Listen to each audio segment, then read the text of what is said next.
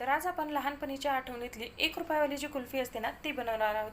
फक्त दुधापासून तयार होते, त्यासाठी ते आपल्याला गॅसवरती 1 ते 1.5 लिटर दूध गरम करायला ठेवायचं आहे। तरी ते मी गाईचं दूध घेतलं, तुम्ही म्हशीचं दूध घ्या म्हणजे आणखीन छान अशी कुल्फी बनवून तयार होते। 1 ते 1.5 लिटर दूध घ्यायचं, गरम करण्यासाठी गॅसवरती ठेवलेलं आहे। दूध गरम होते तोपर्यंत आपण काजू बदामाची पावडर तयार करून घेऊया। तिथे मी 10 ते 15 काजू, 20 ते 25 बदाम घेतले, त्याची छान अशी बारीक पावडर तयार करून घेतली। तिथे आपली पावडर तयार झालेली आहे। दुधाला सुद्धा छान अशी उकळी आली। दुधाला उकळी आल्यानंतर काजू बदामाची पावडर घालायची आहे आणि मिक्स करून घ्यायचे। आता हे दूध आटवण्यासाठी आपण दुसऱ्या बाजूला गॅसवरती ठेवून देऊया आणि शुगर कॅरेमल तयार करून घेऊया। शुगर कॅरेमल तयार केल्याने कुल्फीला रंग आणि टेक्स्चर अगदी सुंदर येतं आणि चवही खूप छान येते। त्यासाठी इथे मी एका पॅनमध्ये अर्धा कप साखर घेतली, त्यामध्ये फक्त चमचाभर पाणी घ्यायचं आणि कमी गॅसवरती हे आपल्याला शुगर कॅरेमल तयार करून घ्यायचंय। काही वेळानंतरच पाहू शकता इथे आपलं शुगर कॅरेमल बनवून तयार झालेलं आहे। आता हे शुगर कॅरेमल आपल्याला थोडं थोडं करून दुधामध्ये ऍड करून घ्यायचंय। एकीकडे आपलं दूध सुद्धा छान असं उकळत होतं, त्या उकळी आलेल्या दुधामध्येच इथे आपल्याला हे शुगर कॅरेमल थोडं थोडं करून ऍड करायचं आहे।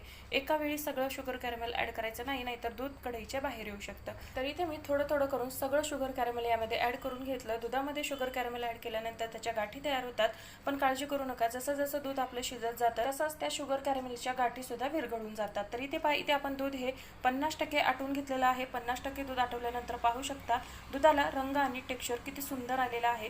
खूप जास्त आटवू नका, कारण थंड झाल्यानंतर हे आणखीनच घट्ट होतं।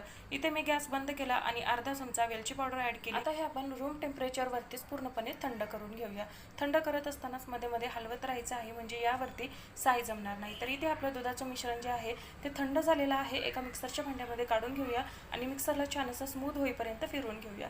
तिथे मी मिक्सरला हे फिरवून घेतलेलं आहे। पाहू शकता किती सुंदर असं ह्याचं टेक्स्चर आलेलं आहे। आता आपण याची कुल्फी तयार करून घेऊया। कुल्फी तयार करण्यासाठी इथे मी पेपर कप वापरलेले आहेत, तुम्ही कुल्फीच्या मोल्डमध्ये किंवा एखाद्या डब्यामध्ये सुद्धा सेट करून घेऊ शकता। तर इथे आपल्या तयार केलेल्या दुधामध्ये 8 ते 9 कुल्फ्या बनवून तयार होतात। तर सगळ्या पेपर कप मध्ये इथे मी मिश्रण ओतून घेतलं। आता यावरून शुगर क्रिस्टल जमू नये म्हणून यावरती आपल्याला फॉइल पेपर लावून घ्यायचा आहे।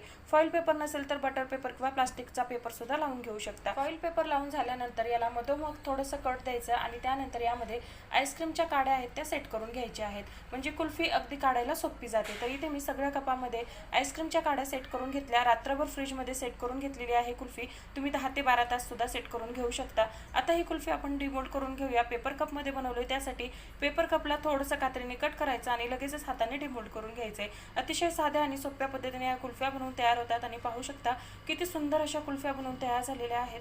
तुम्हाला सुद्धा लहानपणीची आठवण आली असेल तर ही कुल्फी नक्की ट्राय करा। रेसिपी आवडली तर लाईक, शेअर, सबस्क्राईब करा आणि इंस्टाग्रामला फॉलो करायला विसरू नका।